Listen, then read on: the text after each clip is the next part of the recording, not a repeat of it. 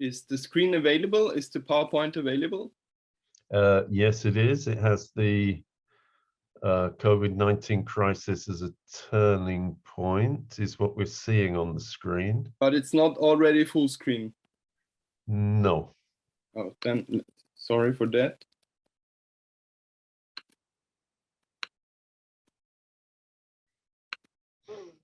I think now it works.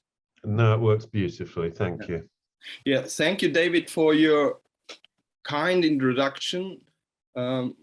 When I was thinking about this conference and especially about this workshop, I got a bit nostalgic because I thought about the conference we had in Vienna 10 years ago, Reclaim Public Services, the return of the public, and all the discussions we were having 10 years before. Think about the austerity and the financial crisis in Europe. Think about the internal market program and its impact on public services, and that's my topic today, what's the impact of trade and investment agreements on public services? And it also led to the reflection, what happened within these 10 years, within this decade. I think the world, this is maybe surprisingly, is a better place now for public services and critical infrastructure. But of course, there are still strong privatization interests, still strong free trade and liberalization interests, and I try to give a short review of current developments. So the title of my presentation, of my intervention, is The COVID-19 Crisis as a Turning Point, Trade and Investment Related Conflicts over the Treatment of Public Services and Infrastructure Revisited. And I want to proceed as follows. One, the entry point, COVID-19 and the crisis of disciplinary neoliberalization. Two, a short review, trade investment related conflicts over the treatment of public infrastructure and services. I think this part is important to get into the topic. I'm aware that the whole realm of trade debates is full of acronyms and strange technicalities. So even please stop me if terms like GATS and so on are not familiar. It's somehow difficult how to meet this introductory part and this review of ongoing developments within this 15 minutes. Where are we now is the third part, the case of GATS Plus and FDI screening. And this is the stronger focus on what's going on right now. And four, this is the outlook on shifting narrative and is the future public. So my entry point is to bring in the COVID-19 crisis. I try somehow to take the COVID-19 crisis serious, even in an analytic manner. What's the specific impact of the COVID-19 crisis itself on public services and beyond? Of course, we have a triple C crisis of COVID, climate, conflict. Of course, we have a polycrisis like Adam Tooze is naming the given crisis conjuncture, but I try to have shed light on this more, on this more specific COVID-19 part. So pending challenges, and I try to be quick on that. The COVID-19 crisis triggered a series of awareness effects and debates on the return of public space. However, there is also a growing contradiction. How serious are the challenges to the straight-checking, like as Clifton puts this, of the state public policy and services? Secondly, the pending challenge of increasing rethink of hyper-globalist and disciplinary neoliberal mindsets in the light of concepts like resilience, criticality, systemic relevance. Think about the discussion on essential workers and their and frontline workers, especially in the health sector during the pandemic. And this is most a specific focus on the trade realm and the globalization debate, the debate on strategic autonomy, how to increase public capacities, state capacities to act in crisis, in moments of crisis and beyond. Again, we have a growing contradiction because power is the ability not to have to learn from one's mistakes, as Karl Deutsch puts it. And we are, of course, confronted with the issue, are there paradigmatic shifts beyond immediate emergency pragmatic crisis measures? And thirdly, of course, there's a strong reappraisal of the foundational role of public services and infrastructure, but, and especially trade unionists are especially aware of this issue, applause unequals action. How applause comes to action. And this is a big issue beyond payment, beyond job quality, and rewarding their work for keep the economy, the society running during the pandemic.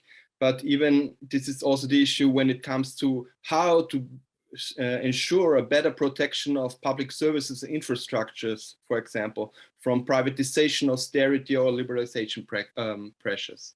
So the more specific context of my contribution is the ongoing debate on international political economy, on the enduring crisis of hyperglobalization and the so-called neoliberal world order.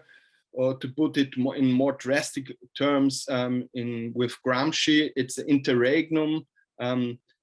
The old is dying, but the new can't be born.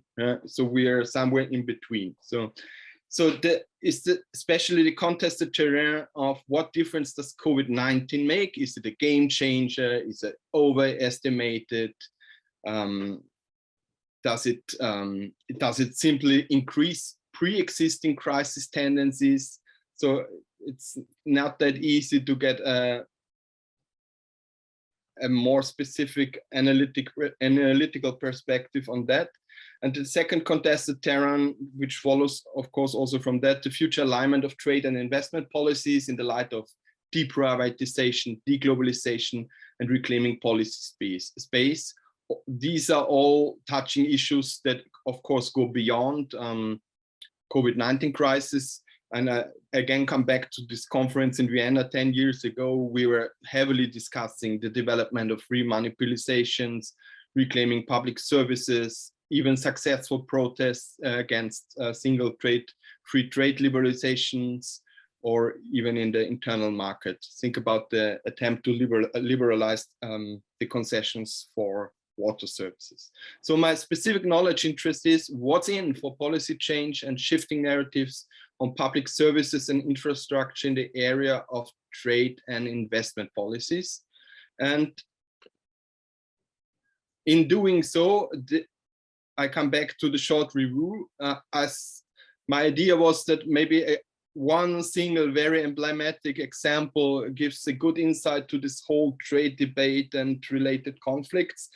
And therefore, I decided to bring in the GATS 2000 negotiations within the framework of the World Trade Organizations and heated debate on the so-called General Agreement on Trade and Services, and the issue of the liberalization of water services. And think about TNCs, which are still very relevant, like Veolia in the water sector, which were strongly pushing for such a global liberalization of water services, or to be more precisely, such a global market making in water services. Or to put it simply, as long as the water sector is public, there is no market. And GATS was a strong driver for making those markets global and ensuring the legal environment for that. So this is a quote from an internal background note of the European Commission, which was strongly in favor of such a liberalization, and also in close contact and exchange with Veolia and others, how to push water liberalization. And I want to emphasize on this quote because it's also a telling example about successful resistance. So there was a strong criticism on the side of civil society to the inclusion of water distribution to the GATS 2000 negotiations at the end of the millennium. And now there is their assessment of a successful campaign.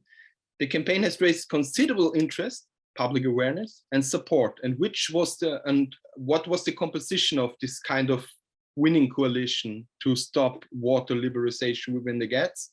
MEPs, so politicians in parliaments in the broadest sense, at the European level, international, at the European scale, but also on the national level, municipalities, or the strong mobilization also of municipalities, local communities. And I just want to emphasize also, of course, it was a stronger case in more federal states like Austria, like Germany. So this, where you have this so-called tradition of Daseinsvorsorge, but it was a far broader alliance than that. And development organizations. This is also an important issue, the South perspective, because the European Commission, confronted with this resistance, tried to adopt this strategy stronger towards a kind of outward liberalization, to ask other countries, more than 70 other countries beyond Europe, to liberalize their water services and to stop liberalization demands, at least in the GATS 2000 negotiations within Europe. So it was more liberalization abroad, but we don't touch the water liberalization at home. Yeah? So, but this alliance with development organizations and global South organizations from the global South was very important for having this broad winning coalition. And this is somehow the Fazit resume of the European Commission. In short, there's a strong opposition against greater involvement of the private sector in the supply of water services. And we can build on these successes until today. This water services, sewage services, refusal, disposal, all this come again and again into those negotiations, even at a bilateral or plurilateral level, so-called coalition of the willing between single states, US, EU, Australia, Japan, as the strongholds of this liberalization agenda. But water services are in great parts still out.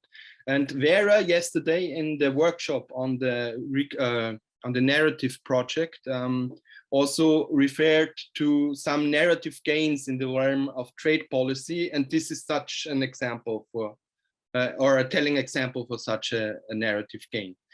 And what is somehow another ingredient, a shared concerns across different services sector, health, environment, water, energy, education. So those agreements bring different peoples together. And in the case of mega regionals like TTIP, this was the big project between EU and the US, or CETA, the big project between EU and Canada. Also the coalition with other issues like investor protection.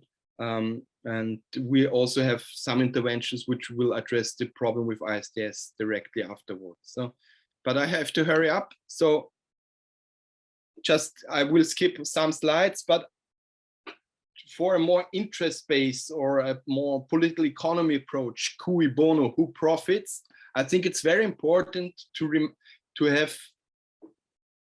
keep in mind that there were different phases of privatization, liberalization, proto-privatization. Think about the example of Chile, or the rollback of public services and welfare states. Think about Margaret Thatcher, or the rollout of such agreements like GATS and later and follow-ups like TTIP and CETA or TISA and all these acronyms, that we have to ask ourselves, what's the interplay with other liberalization or privatization efforts? And this is a strategy paper of the European Commission, which was not publicly published, but circulated in the more secret infrastructures of trade policy. And there's the strong interest in sectors where privatized of offensive commercial interest. And in the European Union, this is strongly affiliated to telecoms, energy, transport, postal, and environmental services. And the Commission also tried to bring in again in the first version also water services. So in the case of CETA, of course, the European Commission tried to have somehow, how to call it, a test case. How far can we go, even against the backdrop of simultaneously happening TTIP negotiations with the United States.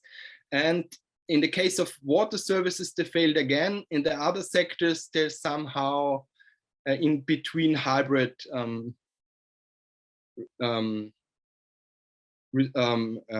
result of those plans or this rolling agenda, and I will come up to this in the next slides. But if we focus on the issue, and it's the third part, where are we now? Then we have this so-called GATS Plus. So the GATS itself on the WTO is a stalemate, but we have one prominent follow-up agreement, the so-called TISA and the Coalition of the Willing. If you look at the yellow spots, these are the so-called good friends of services liberalization and global trade. But simultaneously see also that there are big parts of the world not into those negotiations. And TISA, it's still on hold, and the contradictions, in my view, even deepened. Even the last WTO conference, the MC12, was in June, and there is no, TISA itself is on hold, and there is not enough critical mass and to bring those liberalizations also to a multilateral level. And it's beyond these presentations, but the divisions and contradictions within the WTO even deepened. Think about the TRIPS waiver and the attempt to lift the patents and the trade secrets and so on for the production of vaccines, treatments, and diagnostics and against COVID-19. So the divisions in the WTO and therefore also between for services liberalization even deepened. But there's a rolling agenda for this unfinished business of the GATS Plus agenda. And to put it in, this was the language of one official, TISA is in the fridge and we are ready to unfreeze it.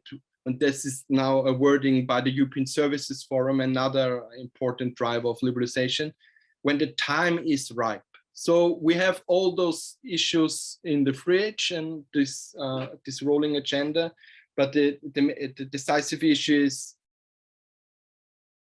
what does "when the time is ripe" mean? So, and I go forward, that's too much for the presentation, but I just want to emphasize that there are three different liberalization strategies. This builds on the work of Werner Ratzer.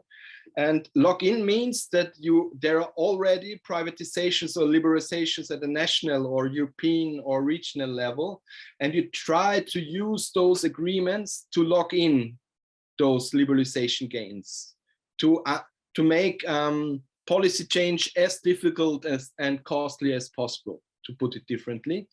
And top-down would mean that there is less liberalization until now. Think about water services in the example of GATS, and you try to use those agreements to initiate such a market making. Yeah? Again, the water services example. And top down, there were attempts like in the GATS 2000 negotiations, but there was less or little success in that.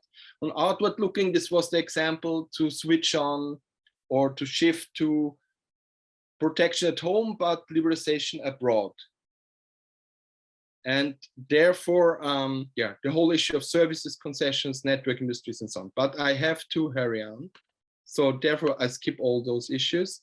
when we come to the case of FDI screening, FDI screening is about that you can, if there's a public investment, a foreign investment, for example, in the case of a privatization, that you can initiate a screening by a government, and this could even lead that you reject the whole sale out of the asset or infrastructure. And UNCTAD put it like that in 2019. States increasingly try to counterweight the earlier privatization of state-owned enterprises and infrastructure facilities, and to get back control. And there's the privatization paradox in Europe. Think about the austerity measures in Greece in the aftermath of the financial crisis, that there was a sellout of infrastructure, for example, in Greece. But now the European Commission tries to introduce or support special protection against, for example, Chinese FDI. And in the light of COVID-19, all these measures increased, and discussions on critical infrastructure and resilience, health sector, public services, all of these were strong addressed. And I skipped some slides, but what we are witnessing right now, and I come to the end, is a strategic selective protective turn in the EU's foreign policy.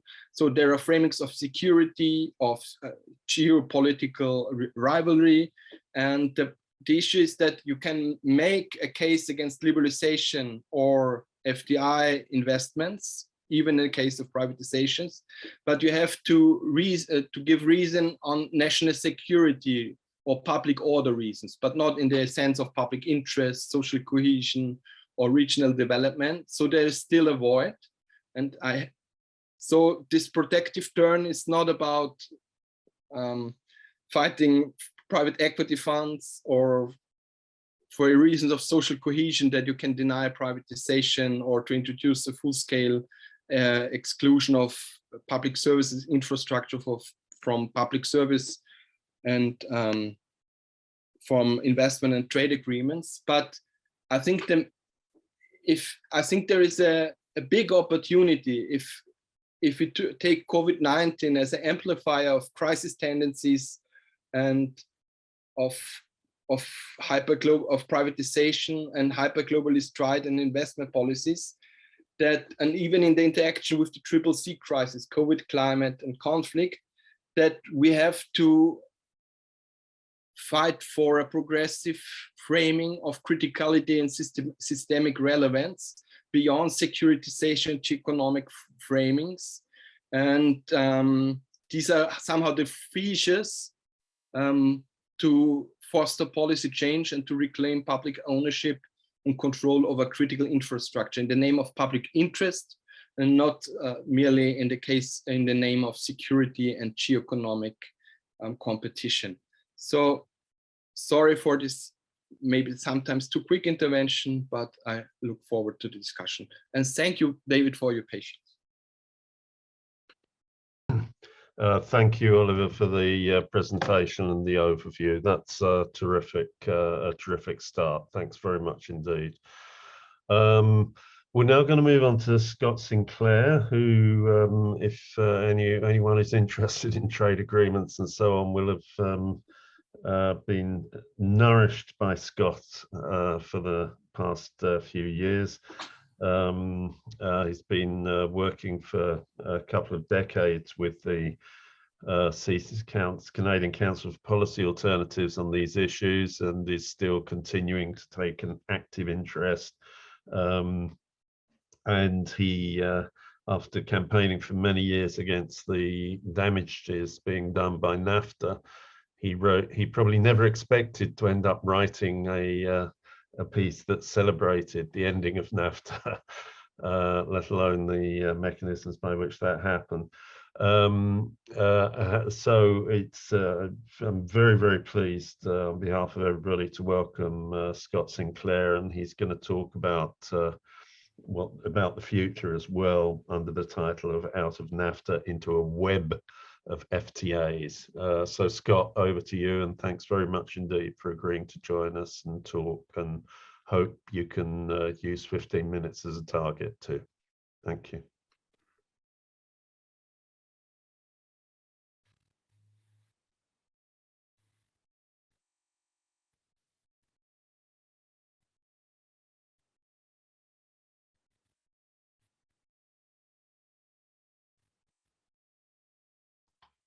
Okay, I think you're now unmuted, Scott, so you can start.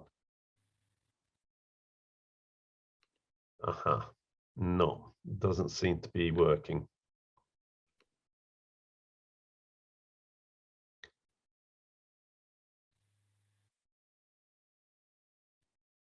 Scott, we're seeing the screen, but we're not hearing your audio. Can you perhaps adjust the audio?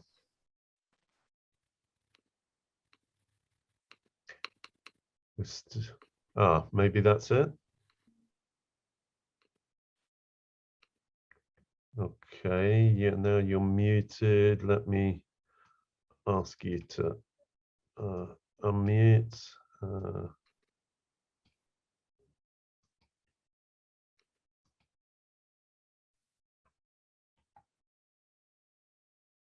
Okay, can you try again, Scott?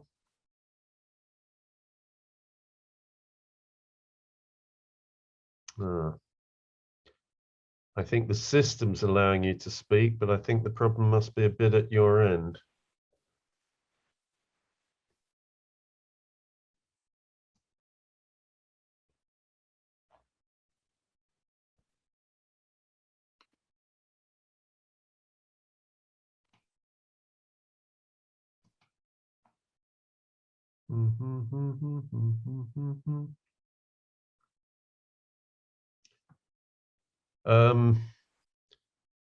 Scott, we're not hearing you at the moment. And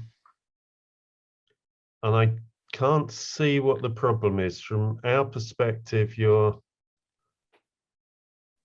not being muted by Zoom, and things were working okay earlier on. So I can't think what the problem might be. Has anybody got any bright ideas? No, it's still not happening.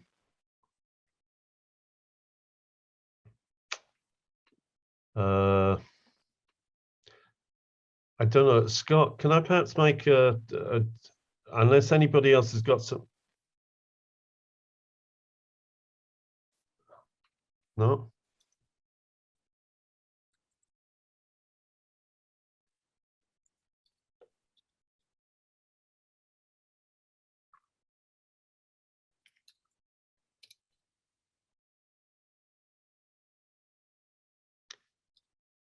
Someone suggested that, Scott, you might have the wrong audio input selected in Zoom.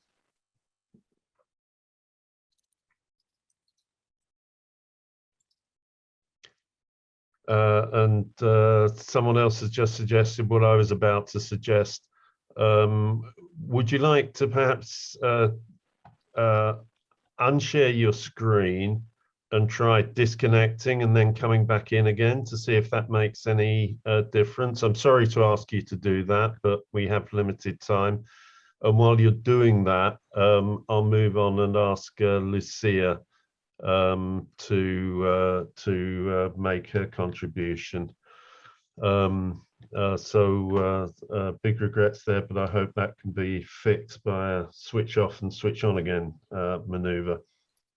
Okay, and next contribution comes from Lucia Barcena, who's joined Transnational Institute in 2019, and she is a project officer, and she specializes in trade and investment policies and in monitoring and evaluation thereof, and has various relevant degrees. And she also, before joining TNI, she worked as trade campaigner for Ecologistas en Acción in Spain, who I know over the years have made significant contributions to many campaigns around public services, including on trade issues. Lucia, over to you. Thanks very much for agreeing to speak, and please share your screen if you have a presentation, and if I let you unmute yourself, that will be even better. So okay. Great. Can you hear me? Yeah, we can. Yeah, okay. I actually don't have a screen to share, but I will put the time in front of me just to make sure that I don't pass the time. Thank you. Yeah. So it's unfortunate because as I saw from Scott's presentation, he was actually probably going to go a bit more into detail on ISDS and some of the technical issues of treaties, which I wasn't going to go that much in depth, but I would just maybe go a bit superficially on it, and maybe he turns back and can continue with his presentation. Maybe just before we start, because I think like the title of Shifting Narratives, it's also nice also to sometimes say the gains and the victories that we have had in the many years that we have worked around trade and investment, which is not precisely a very popular topic to deal with, especially when it comes with mobilization and like generating public opinion around this topic. So it's true that with TTIP, at least in Europe and in the USA, we managed to create a lot of momentum around the treaties, and specifically, we managed to put out one of the key pillars of these investment agreements, which is ISDS, which is all this around investment arbitration.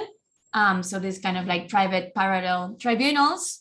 And yeah, so since 2015 with TTIP, I think we have managed to create quite an unpopular opinion around ISDS, at least, to make them toxic acronyms. So I think that's a very big victory from us, the social movements and NGOs, and also academics and some politicians that have actually also supported this, and trade unions, etc.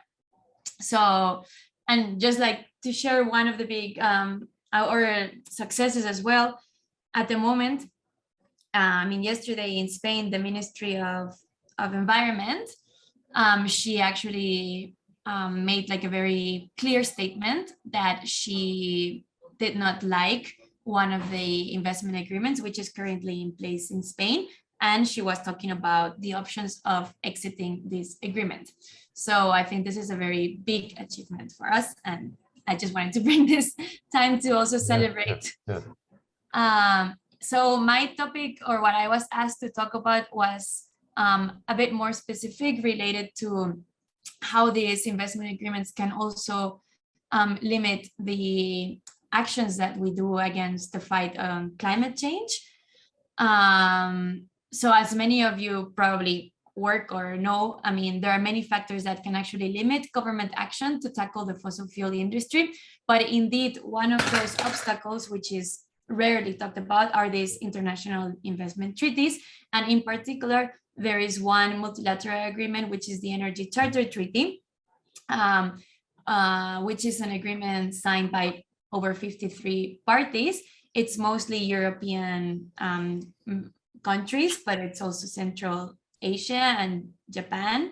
And this treaty is also looking for its expansion to new countries, especially tackling East African countries. So it's I think it's a treaty that we really have to have in our radar and in our minds.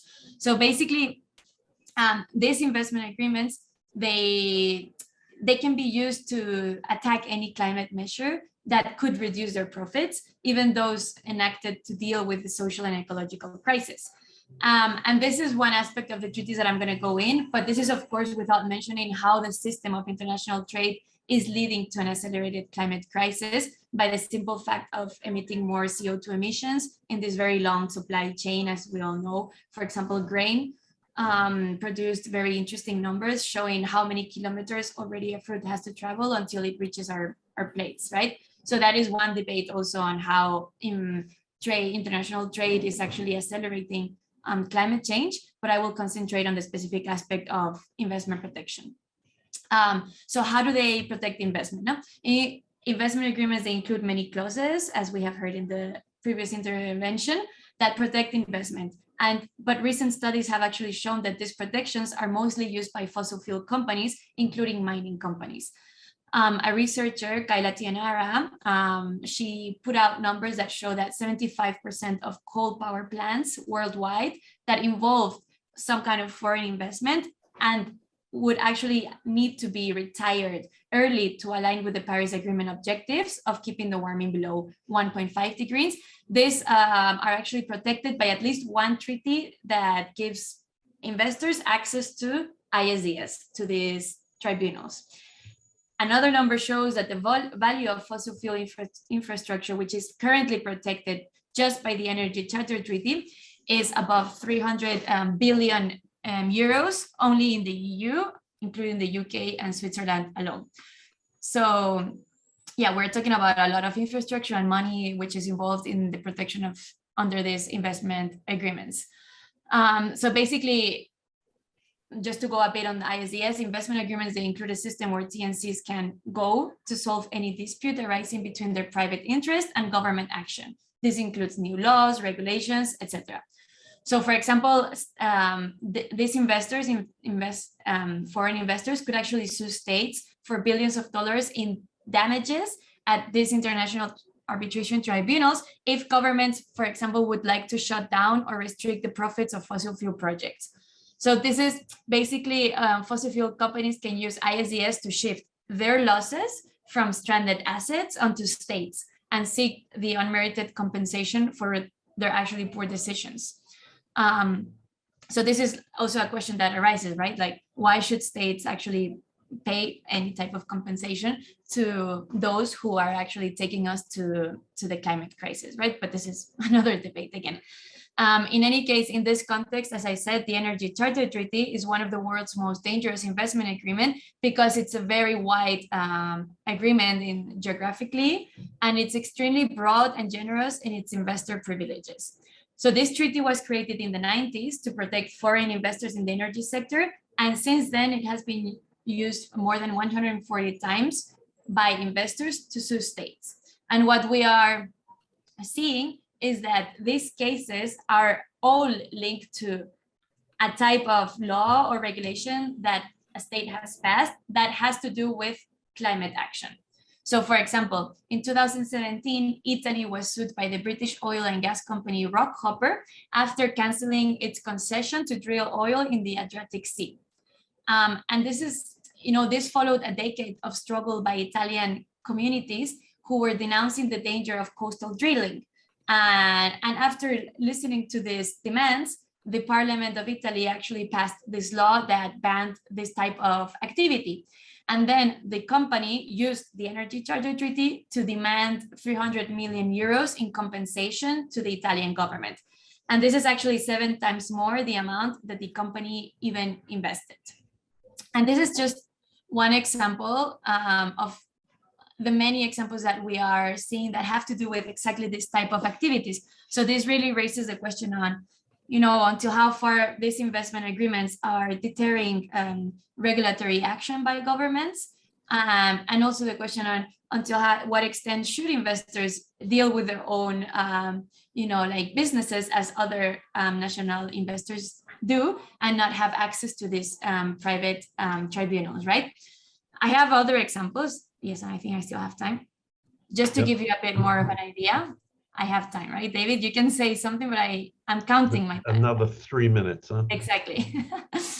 Maybe just one recent example. A German coal giant, Uniper, actually sued the Netherlands also for 1 billion euros after the Netherlands passed a law that banned the use of coal for electricity production by 2030. So as I said, this is a problem that we're seeing there's a clear tendency, and that we should have an opinion, and we should campaign and do research around what this is actually meaning for the climate struggle, right? And the point that in international arbitration, the only way to ask for compensation is purely monetary. So the cost of investment lawsuits actually run into billions of US dollars and could bring the budgets of most countries, and particularly in the global south, to a breaking point. But in fact, by the end of 2019, states worldwide had already been ordered to pay above 88 billion US dollars in ISDS cases. These are such big numbers that it's hard for us sometimes to understand what this actually means. So to put it in perspective, the Adaptation Fund, which is one of the main multilateral climate funds, has actually committed to $720 million. So this is less than 1% of what governments have to pay foreign investors as a result of an ISDS case. So in this money could actually be used for, advancing in an energy transition, or other money that governments would like to use. So just to finalize, the point to make here is that investment agreements are really just protecting a very small group of interests, including investment funds, lawyers, and arbitrators who have actually learned how to make an industry out of this. And there's absolutely no evidence that shows that we need this type of instruments to support an energy transition, and in particular, not a sustainable energy transition. So yeah, just to remind that, international investment agreements were signed because governments believed they would help states attract foreign direct investment. But as I said, research has showed that there is no correlation between signing of investment agreements and attracting of FDAs. If at all, states are actually now paying huge amounts of compensations to pay these transnational corporations, which, as I said, most of them are fossil fuel investors. Okay. Lucia, thanks very much indeed. Very illuminating, very precise, and very good focus. Nice to have a focus on the European, on the Energy Charter Treaty, which, as you said, was drawn up in the 1990s. And it reminded me that it was originally drawn up in order to enable international energy companies to get access to the electricity networks of Russia. That might be worth mentioning in some campaigning, that these are rights that were originally designed to open them into the Russian market. Scott has rejoined us, but I've asked him if it's okay. What I think will work well will be if we go on now to Faith and then Daniel to talk about what's happening in Africa, and then come back to Scott, because I think what he has to say overall in terms of moving into the web of FTAs may gain from having the examples of what they both have to say about Africa. So if Scott, are you happy with that? Excellent. Then in which case I'd like to invite Faith Lumonya to talk about experiences of campaigning against free trade agreements in Africa.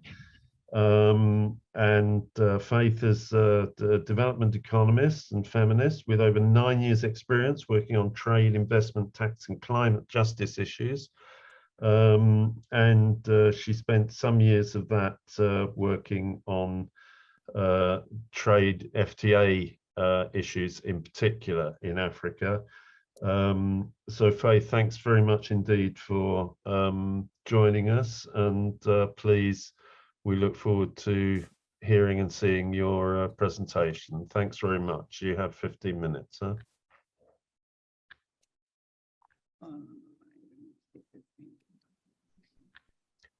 Okay.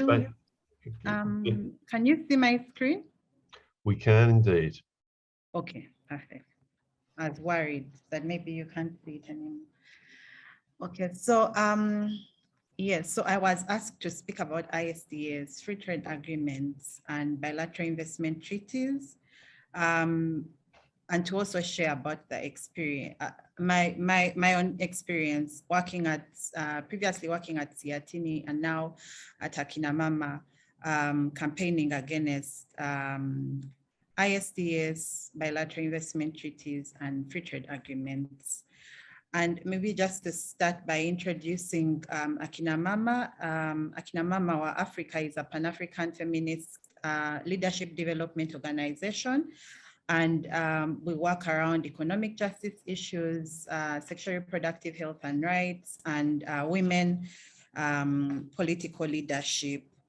And our work really focuses on challenging patriarchy, but also recognizing the fact that there are other systems of oppression like colonialism, neocolonialism, capitalism, neoliberalism, and all other sexism and all other systems, which we usually refer to as isms, all other isms of oppression that really work mutually work together with patriarchy to oppress women. So our focus is on women, but also other minoritized groups. So in terms of introducing really what ISDS, the investor state dispute settlement system is really a system that's mainly found within bilateral investment treaties, as well as some free trade agreements. And it's a system that is really used to reinforce, but also facilitate foreign corporate impunity within the host state. And that's really a definition from the African context, from the African civil society context. Because through the campaigns that we have had, we have realized that this system is actually being used to promote corporate impunity, in that it's used to challenge legal frameworks that are put in place by our governments to regulate in the public interest. So in terms of reasons really behind investor state dispute settlement, but also the different frameworks within which it is found, is that foreign investors are really desiring to have an environment that guarantees current but future profits, because for investors, for corporations, the interest is really about maximizing profits, but also the fact that the systems grant them excessive power. The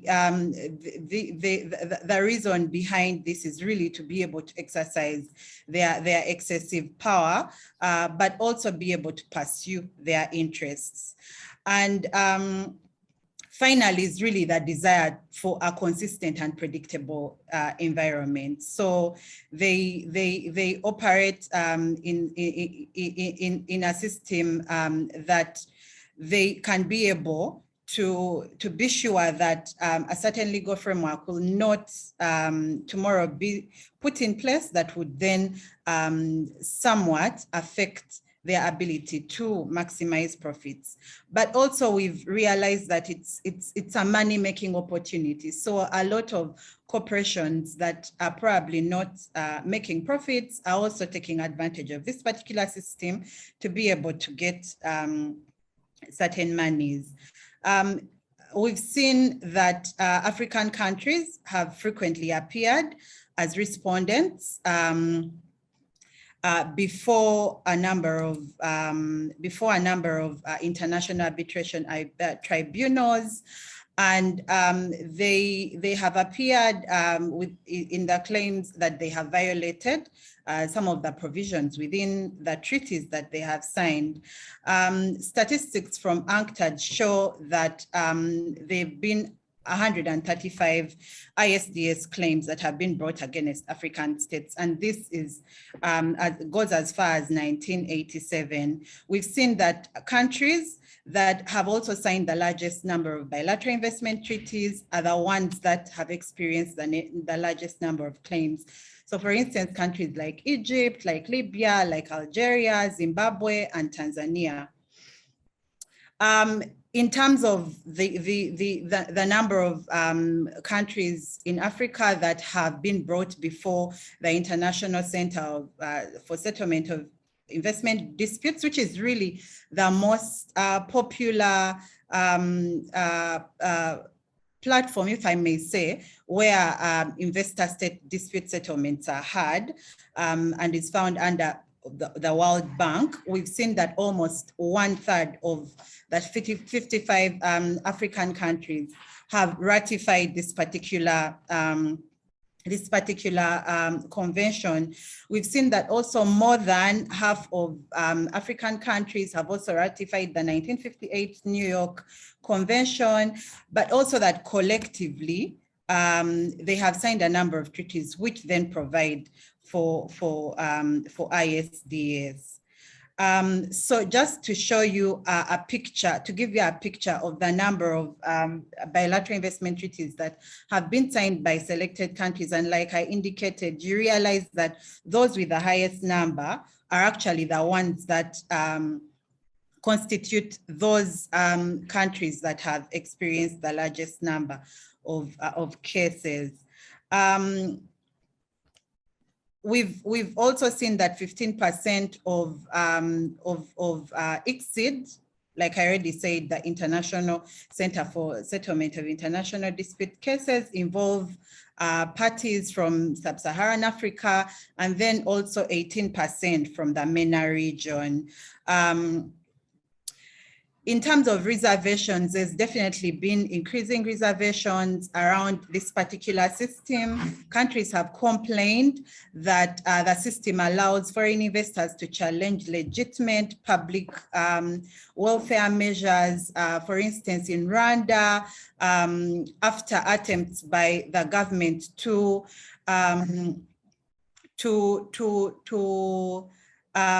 remove from a foreign investor a license to operate within the mining sector because the kind of machinery that they were using were not good for the environment, but also the people.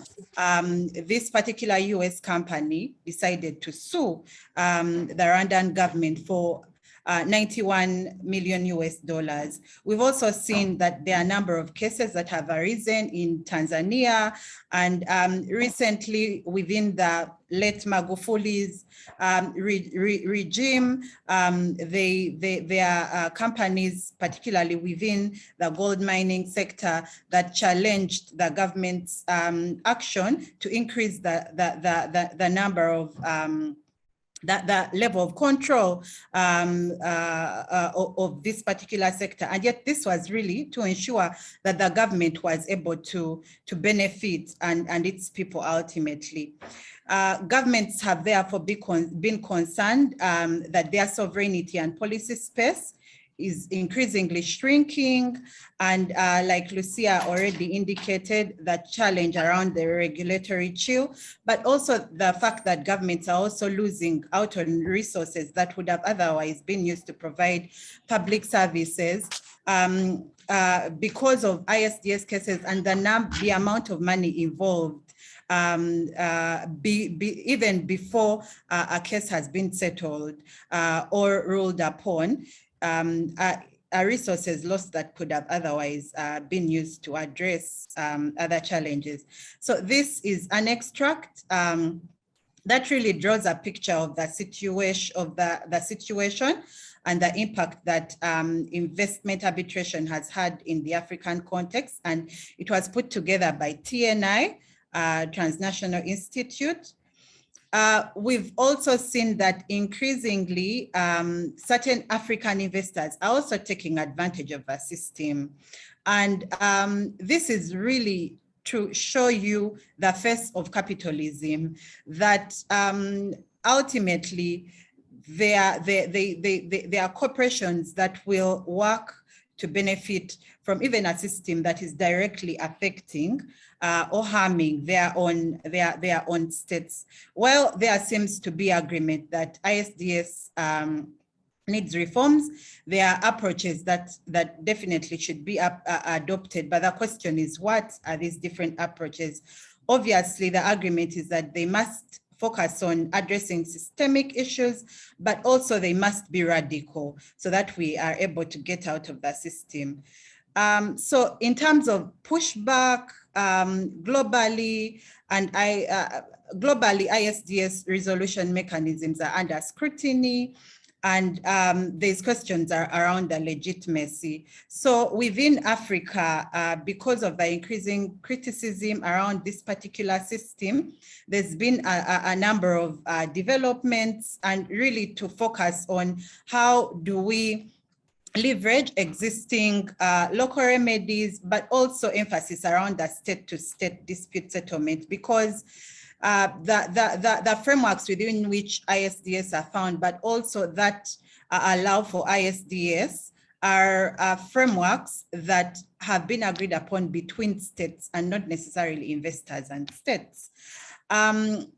Also, within the East African Community region, where really most of the work that I did while at Seatini focused on was really around the ESC and US trade and investment negotiations. And these negotiations resulted into a number of developments, really because we realized that we were getting a raw deal. So there was proposals to develop an ESC model investment treaty, and I'll be sharing later some of that emphasis that new progressive developments that came out of this process, which later led to the complete collapse of these negotiations.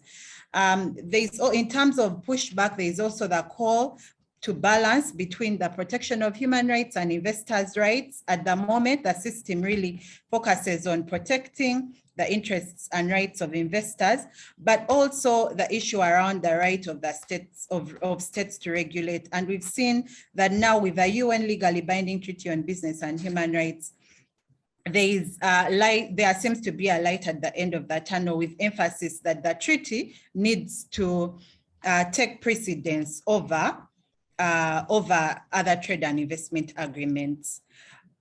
So maybe not to go through this code, but it's really looking at the fact that states must be able to regulate in the public interest. In terms of progressive steps, within ECOWAS, the Supplementary Investment Act, we've seen that it does not grant ISDS. We've also seen that within the ambit of the East African community, particularly the Model Investment Treaty, that there is reference for a no ISDS framework. And this is really an excerpt which highlights the position of the EAC, that the preferred option is not to include ISDS within this particular model treaty or in future bilateral investment treaties, because several states are opting out or looking at opting out of the mechanism. And that particular model framework makes reference to South Africa, and South Africa drawing from their own experience when investors challenged the Black Empowerment Program, which was reinstated after, which was adopted after apartheid. Additionally, some efforts have also been made to emphasize the need to strengthen domestic and regional alternatives, because the idea of using international dispute centers creates its own challenges. We've also seen that within SADC, the SADC member states have also amended their annex, particularly under the protocol on finance and investment, with emphasis on utilization of domestic courts and tribunals. South Africa as well, Tanzania within their Public-Private Partnership Act, and also in Namibia. At the Africa level, we've also seen that the Pan-Africa Investment Code also places emphasis around utilization of exhaustion of local remedies before we can use the international arbitration mechanism. We've also seen that there are a number of bilateral investment treaties that are being signed by African countries that are actually leaving out ISDS. Brazil in 2015 signed a bilateral investment treaty with Malawi. We've seen Brazil and Ethiopia, but also Morocco. Some of Morocco's bilateral investment treaties also leave out the ISDS. So as I conclude, is really in terms of the recommendations, and that for us, our emphasis has and continues to be around the need to safeguard our right to regulate and promote sustainable development. So emphasis around promoting and attaining sustainable development is also one of the things that is strongly espoused within the Africa Continental Free Trade Area. We've also been calling for a review of free trade agreement, but also bilateral investment treaties to remove ISDS and focus on state-to-state dispute settlement. This is one of the the demands that we used even when it came to the campaign to terminate the Tanzania-Netherlands bilateral investment treaty, to say that let's terminate and renegotiate agreements that are actually include the interests of both states, because these agreements were negotiated post-colonialism, post-independence, at a time when we did not have the capacity and power to negotiate for our own interests, because we were seeking foreign direct investment, we were seeking financing, and so our interests and rights were really put aside. So focus on dismantling and abandoning the system, really, and looking at how we can exhaust local remedies, and then also supporting the fast tracking of the UN legally binding Treaty on Business and Human Rights. And this is really a call to, for instance, the US government, but also the EU, because we've seen that the EU has been emphasizing a lot focus on the guiding principles, but we need something that is legally binding to be able to strengthen corporate accountability and to advance human rights. Thank you very much.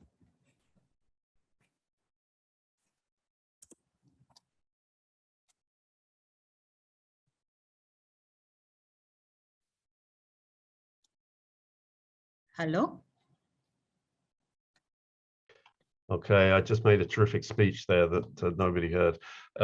Faith, that was terrific tour de force. Thank you so much for that. The array of agreements and attacks and problems, but also the fantastic diversity of the pushback and with many successes. I just want to add something in the chat, because what you said reminded me in terms of the post-colonial dimension, that we had to face similar threats in the UK when we were talking about possibility of nationalisation 3 or 4 years ago, when suddenly we were threatened with ISDS cases of compensation. And on examining it, we found that that was actually very unlikely. And I'm just posting a link there to the article, because what we found is there's hardly any, outside NAFTA itself, there's hardly any cases against countries in the global north using ISDS FTAs. The asymmetry is staggering. And it's been very clearly reinforced and defended by the EU as well. So I put that up there as a contribution. Okay, we now have Scott has rejoined us. Scott, you've unmuted. Can you just try again with the audio?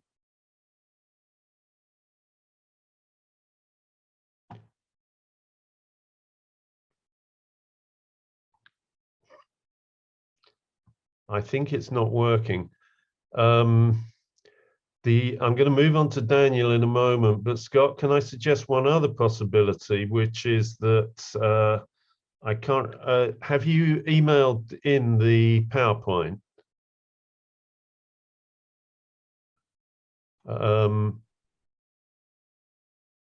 If you could try emailing in the PowerPoint, then maybe you could try connecting to the meeting through one of the telephone links by audio, and then I'll try and move through the PowerPoint with you while you talk us through. Should we try that? Okay, so you'll disconnect and reconnect on audio only, and in the process, email me the PowerPoint. Thanks very much indeed. Okay, well, Faith, that was terrific. Thank you. And we're now going to hear from Daniel Oberko. Daniel has the best CV of anybody in the group, describes himself as an author, activist, poet, and tax justice organizer for PSI.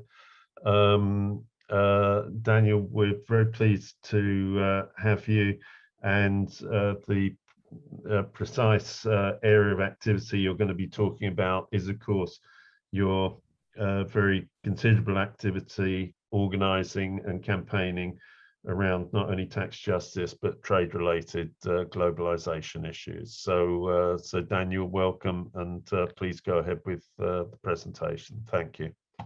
Right. Thank you very much to David, and thanks to everyone, especially to the previous speakers. I'm not sure I hold the best CV, but it's fun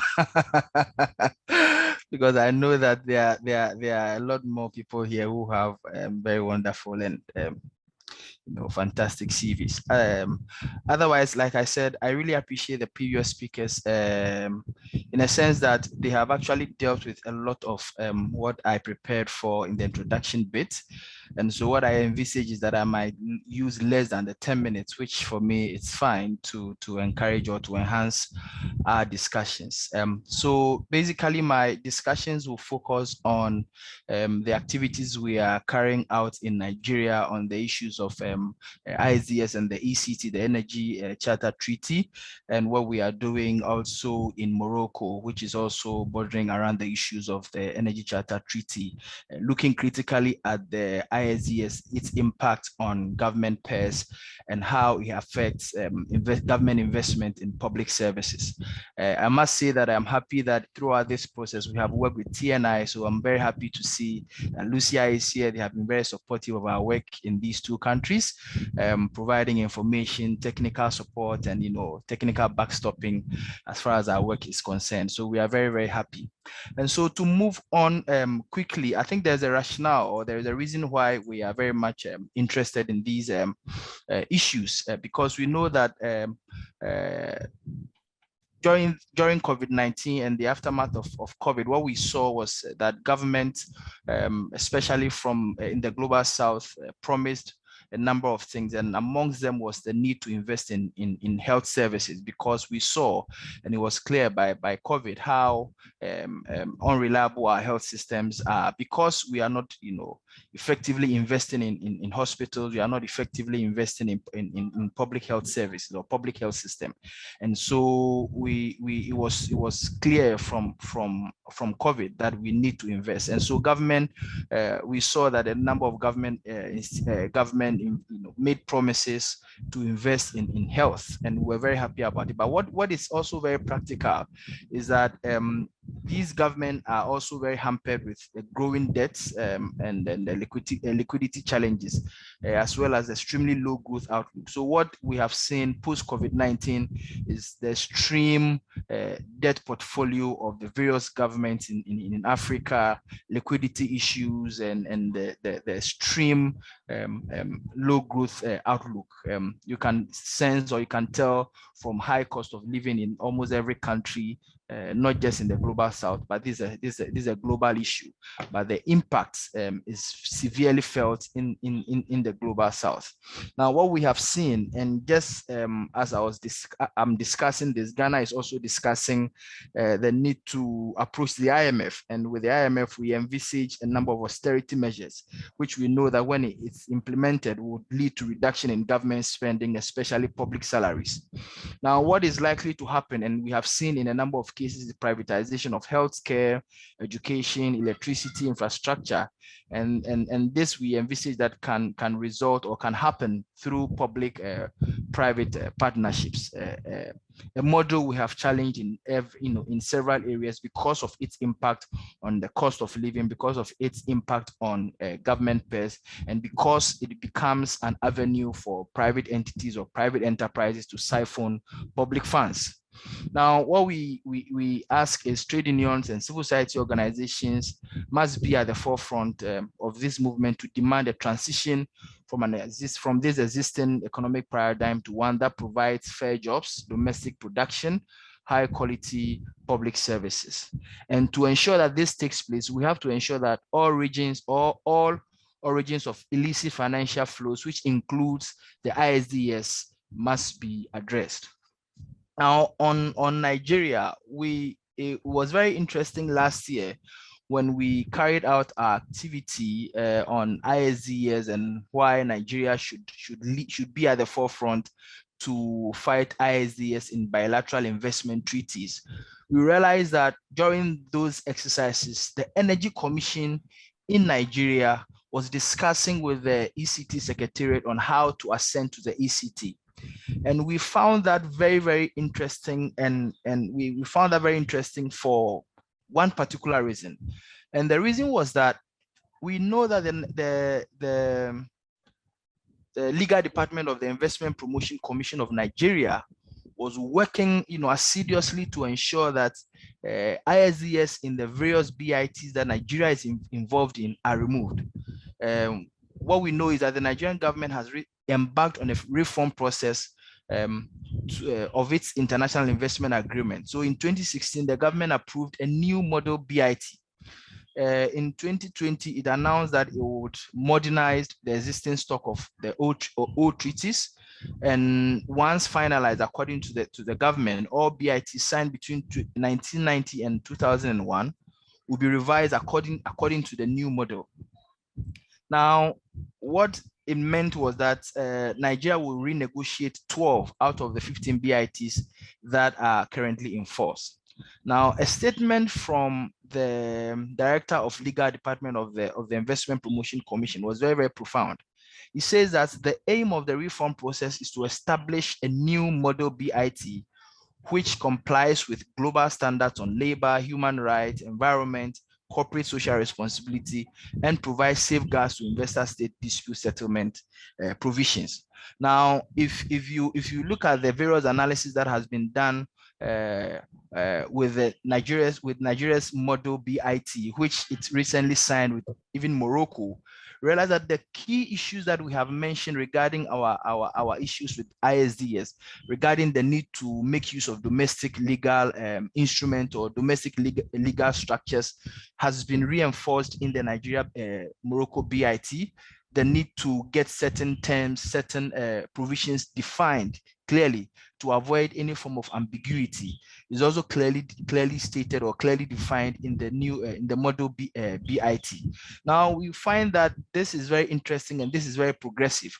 So it was a surprise to us that the Energy Commission, probably on the blind side of the Investment Promotion Commission, was engaging ECT and was engaging to ascend to the ECT. And our concern was that the ECT has an ISDS provision and would run, would serve as a counterproductive measure or counterproductive initiative as far as the initiatives the government is taking to address ISDS is concerned. So what we seek to achieve, we have worked with TNI to produce a report on ISDS cases in Nigeria, focusing on the ECT. What we seek to do is to expose the challenges of joining. So we are planning a meeting with the Energy Commission, and our discussion will be around exposing the challenges of joining the ECT to the Energy Commission and lobby the necessary stakeholders to halt the process. Like I said, we have worked with TNI to produce this report. We'll be happy to share this report with David so that the participants can have access to that report. We are also concerned with the ECT process in Morocco because in the case of Morocco, it is shrouded in secrecy. We are not sure, even though we know that at the moment Morocco is not a signatory, but there's discussion. This was announced in 2018. There's discussion with Morocco to get them to be signatories or to join the ECT. Now in Morocco, like I said, it's shrouded in secrecy, and so our concern is to produce a report. We have a draft report on the challenges of ECT in Morocco as regards its energy situation, and basically we want to use that as an instrument or as a document to enhance education of our members and the various civil society organizations in Morocco, and also use that as a policy document to engage the various stakeholders as far as the Energy Charter Treaty is concerned, including the Energy Charter Treaty Secretariat in Morocco. Now, generally, I would say that our campaign is focused on highlighting the key energy issue. Our campaign is ultimately want to influence the countries, especially through the UN CTRAL, to disallow ISDS in bilateral investment treaties. We also want to encourage countries to discontinue bilateral investment treaties with ISDS when they expire, like what the initiative Tanzania took some years ago. And we also want to halt the EU's attempt to reform ISDS using the Multilateral Investment Court, which we believe does not deal with the systemic issues that we have been raising as far as ISDS is concerned. We are hopeful that we'll continue to work with TNI and other civil society organizations, including the new ones that will be interested in ISDS cases in these countries, because we are, like I said from the beginning, we are keen on ensuring that avenues through which government loses money and so hampers its ability to invest in public services, those avenues are blocked so that government at the end of the day is able to raise the necessary revenue for investment in public services. But ultimately, we are also part of the campaign to halt the greed of corporations and their strength to close the policy space, preventing civil society organizations and trade unions to take up their spaces in bringing the necessary reform. We are also very happy that this whole discussion or this whole conference is contributing to changing the narrative as far as public services is concerned. We are very much happy that the first day of the conference, that was yesterday, dealt with the critical issues regarding the narratives and how false these narratives are. So, ladies and gentlemen, I'll bring my discussions to a halt and allow others to continue. Thank you very much, David, and the rest of the team. Okay. Okay, well, Daniel, thank you again for a very, very illuminating contribution and very encouraging and inspiring account of all the action that's being taken and the links involved. So thank you very much. Now we're going to have another go at seeing if we can get Scott to not only appear to us but also speak to us. Scott, can you hear me? We can hear you. This is oh my God. We have many high points already. Everybody else had to make a really good presentation to get the applause, but you've got applause just for being audible. So thank you. Would you mind loading up my PowerPoint and flipping through, since we have no, I can. It will reduce the potential complications, probably. Yeah. Okay. There we go. Just hit tell me which slide you'd like me to go. Yeah. Just okay. Hit slideshow, and and it'll go to full screen. From the beginning. Yeah. Okay. Beautiful. Okay, well, apologies. Welcome. Take it away. Yes, thank you. You missed large chunks of two outstanding presentations from Faith and Daniel about everything that's going on in Africa in terms of the campaigns and the... No, actually, I did hear them all. Did you? Okay. I certainly heard most of them, so... Excellent. Thank you for that, and it makes my job a little bit easier, and we'll stay within the time limit. So, thank you. Thank you, David. Thank you to the organizers for the invitation to participate in this timely conference. Of course, the fellow presenters. I'm joining you from Atlantic Canada, where I'd like to begin by acknowledging that the land where I live and work is part of the traditional and unceded territory of the Abogwit-Mi'kmaq First Nation. So if we could just flip to slide 1. So my goal today is to briefly explore some key trade and investment treaty restrictions affecting public services, and more importantly, to suggest ways to navigate and contest these obstacles. So whether you are developing policy within government, providing policy advice to governments, or like most of us, simply advocating for change as citizens and part of social movements, I'll try to offer some practical guidance. Next slide, please. So the implicit narrative, since this is a conference about narratives and shifting narratives, the implicit narrative of trade treaties is hostile towards public services. The underlying assumption is that public services, and especially public production, are market impediments. The goal of investment and services liberalization is, at least in principle, to make all markets, including those for public services, contestable by foreign firms. If a government wishes to preserve and protect public services, the onus is on them to make the proper exclusion. List it or lose it is how they put it in the trade jargon. So of course, a progressive trade policy framework would be very different. It would regard public services as desirable and legitimate forms of service provision to be encouraged and supported, rather than merely tolerated by international trade rules. So next slide, please. So investment protection rules at least attempt to fix the boundaries of public services.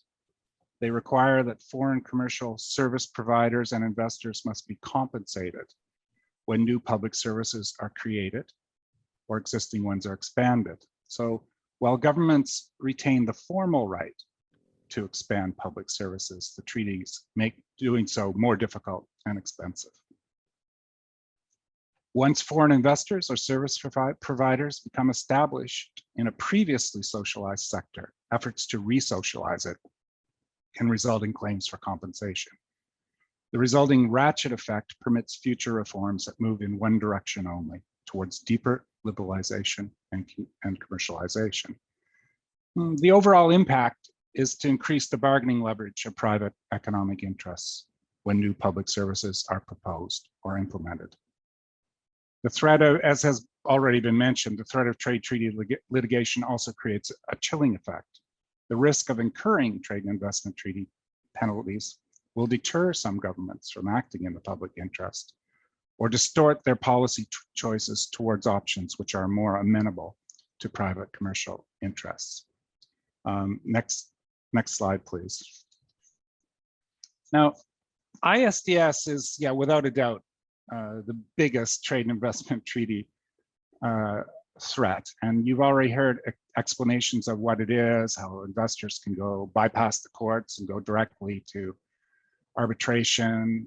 We're facing some very large claims and in many cases, very large awards. So, I mean, the direct threat is that investors can simply claim compensation when new or expanded public services or production reduce their market access. And this happened, I guess most famously in during the 2001 Argentine financial crisis, and has happened, regularly since.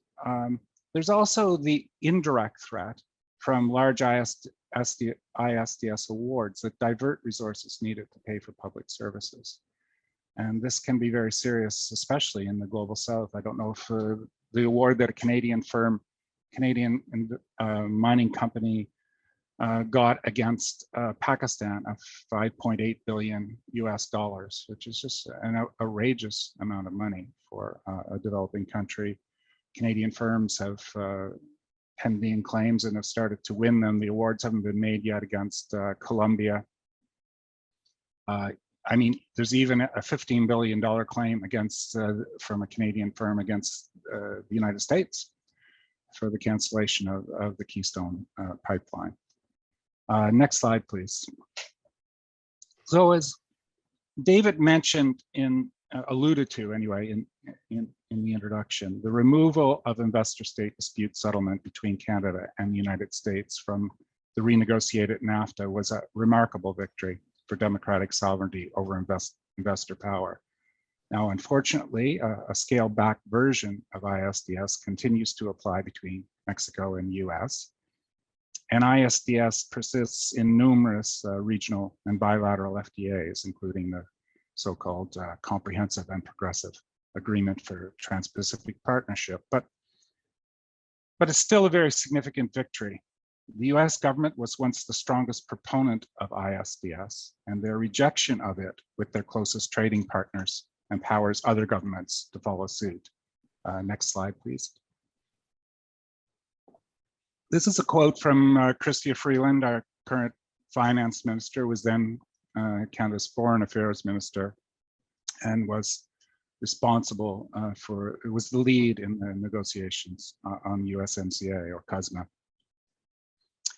So at the end of the negotiation, she emphasized the elimination of ISDS as one of her proudest achievements, which is quite remarkable coming from a Canadian minister. So while the Canadian trade bureaucracy and resource industries remain committed to ISDS in a number of negotiating fora, this hypocrisy won't go unnoticed and strengthens the hands of ISDS opponents.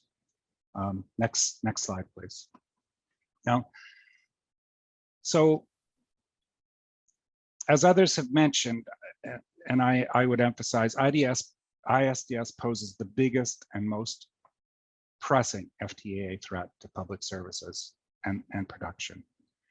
Now, eliminating it should be a top priority. And fortunately, democratic governments such as South Africa and others have provided a blueprint, almost a step-by-step formula, a recipe.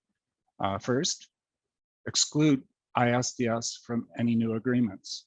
Secondly, renegotiate existing agreements to remove ISDS. So if Canada were to indicate its interest in renegotiating an agreement with Colombia, they would find a willing partner now with the new government. So if these options are stymied, then withdraw as soon as the treaty allows, and where all other options fail, terminate. Next slide, please.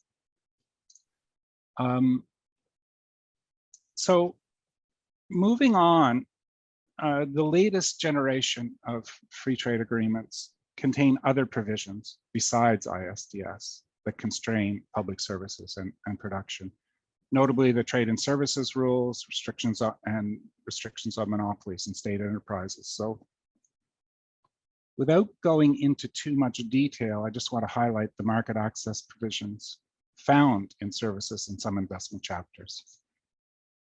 These, in committed sectors, these prohibit public monopolies and exclusive service supplier arrangements.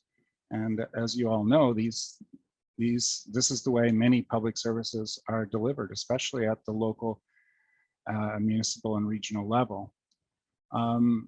Furthermore, governments cannot restrict or require specific types of legal entities. So for example, if you had commitments, you couldn't require that social services be delivered by community-based not-for-profits. Next slide, please.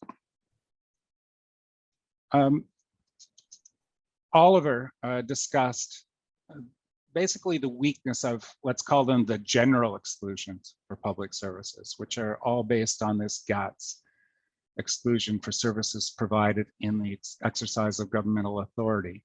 And that's qualified in the way that you see on the screen. It has to be supplied neither on a commercial basis nor in competition with one or more service suppliers. And since we mostly operate with mixed public-private systems, it is an extremely narrow and effective exclusion, as was admitted by the European Commission in that paper that Oliver, that internal paper that Oliver alluded or mentioned in his presentation. So next slide, please. Now there are a second, I would say, potentially more effective line of defense for public services is provided by country-specific exceptions or reservations, as they're called. So it's important for policymakers and policy advocates to know their country's schedule of commitments and reservations. There's two different types of reservations. The first, exempt existing non-conforming measures, and they're kind of under a legal ratchet. But the second, the Annex 2 type reservations provide some, in some cases quite a bit, of future policy flexibility in exempted sectors. So it's good to be familiar with your country's schedule. In the case of Canada, we've had a major, one of the few, I guess, major public service initiatives that we've taken recently has been in the area of childcare. And we have very good reservations in that area.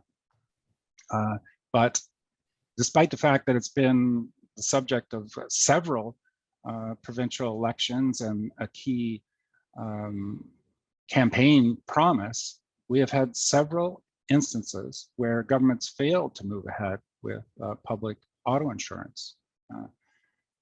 And we have very bad protection under trade agreements for that. Thank you. So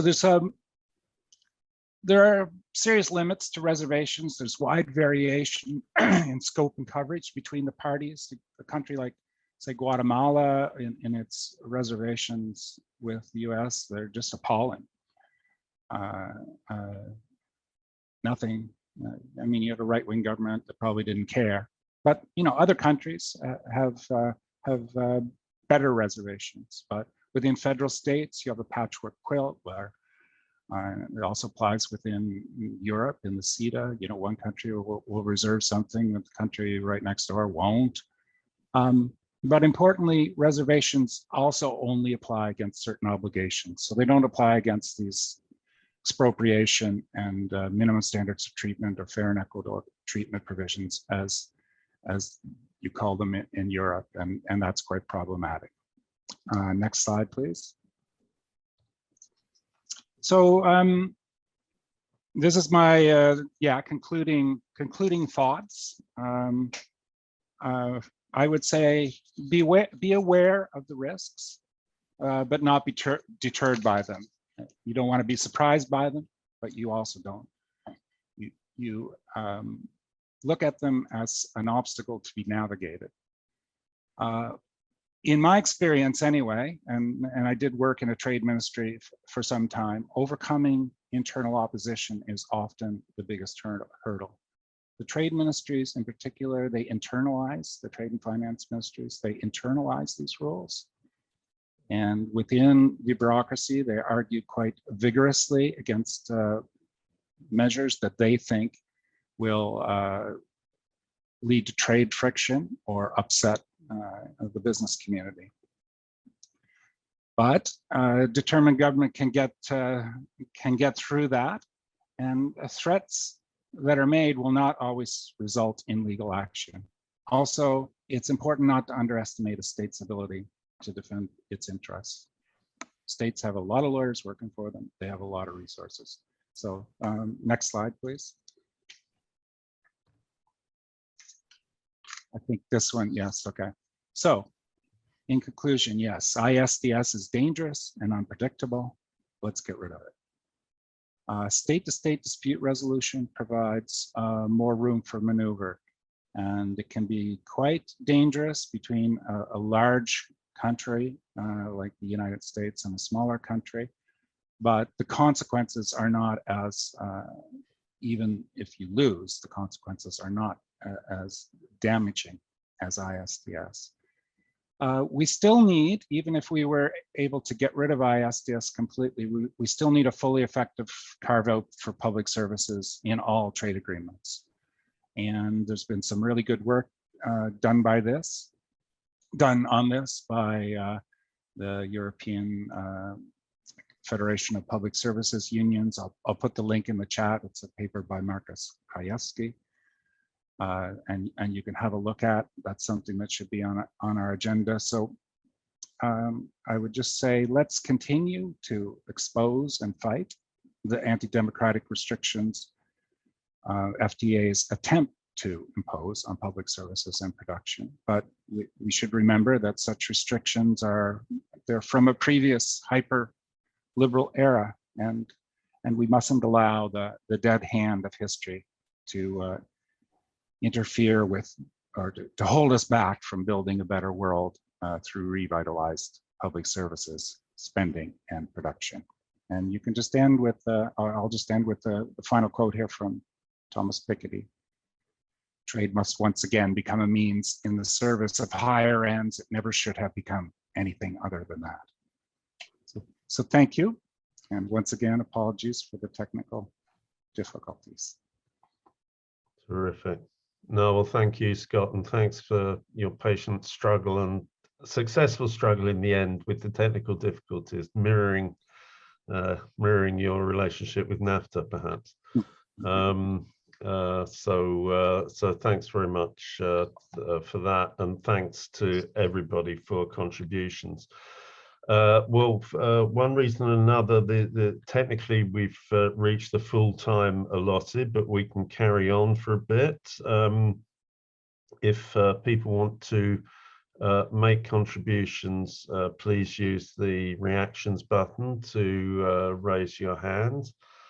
Can I perhaps just sort of go back to all the panelists, because and I think maybe I speak for a number of people in the audience here. I think one thing that was really quite striking from everybody was the level of optimism, both about what has been successful so far, the extent to which campaigns have been successful, the extent to which there is, even in a situation where we are confronted with what Scott described as this web of FTAs, and both Daniel and Faith were describing in great, very precise detail about fighting with exactly such a web, and at multiple levels, and with multiple institutions, and in multiple multi-dimensional campaigns.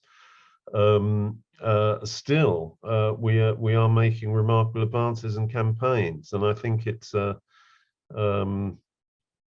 area where clearly we have got narratives that resonate with the public in relation to things. The quote from Piketty that Scott ended with is perhaps as good a summary of that as anything.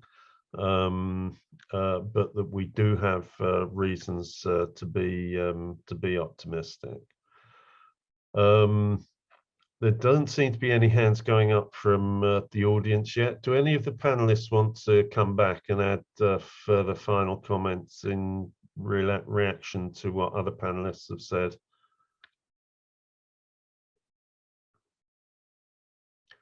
Okay, well, if not, sorry, Lucia, do. It's very good to have a contribution coming through. Please let me know.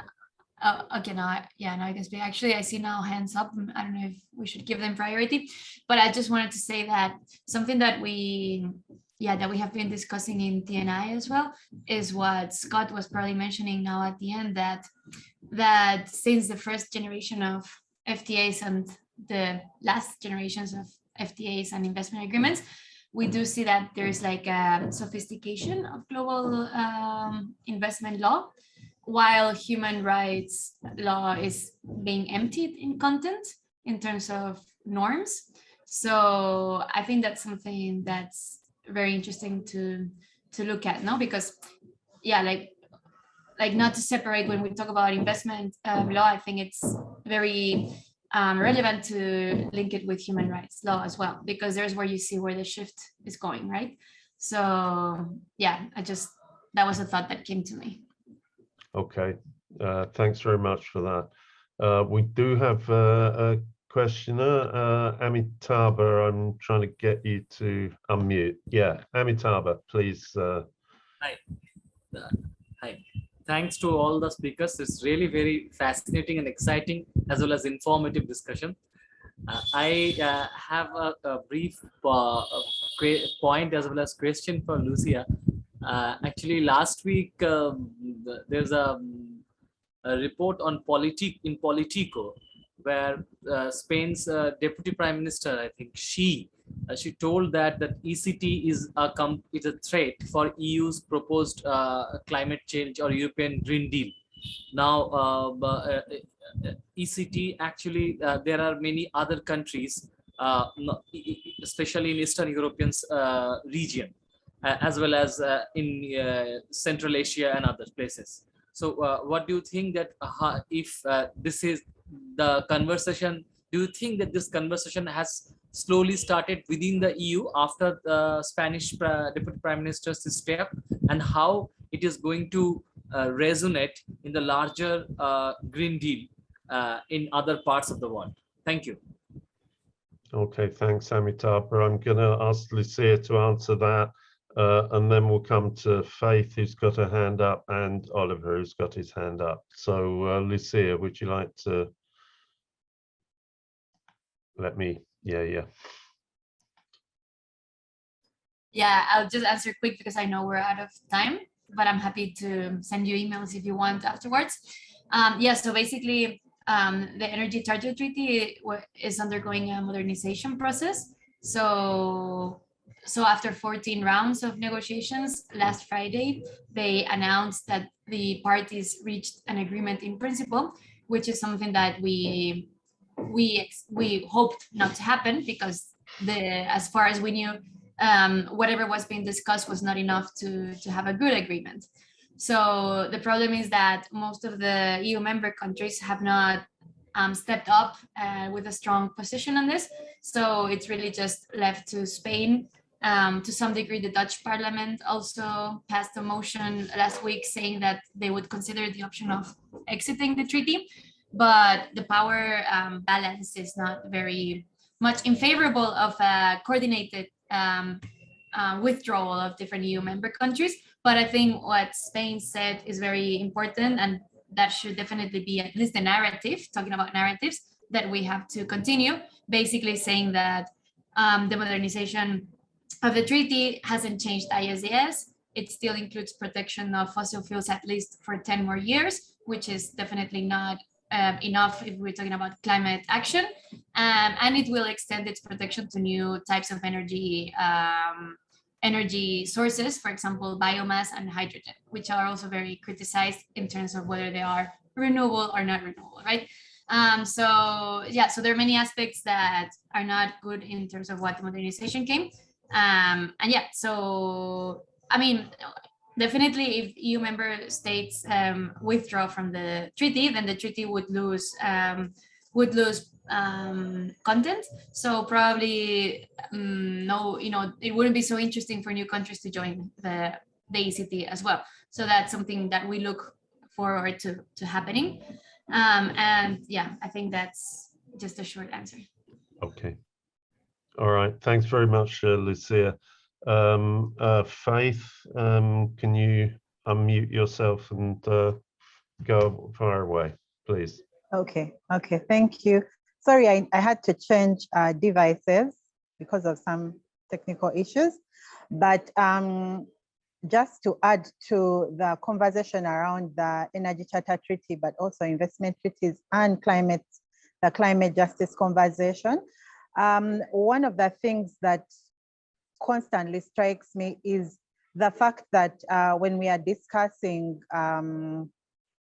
carbon emission limitations, the focus is on carbon emitted at home. So even in terms of the calculations, you find that, for instance, the European calculations of how much carbon they are emitting and the focus on reducing that carbon emission is really in terms of your own jurisdiction. So for instance, when they calculate German, it's really for the state of German as a country, without taking into account the emissions abroad.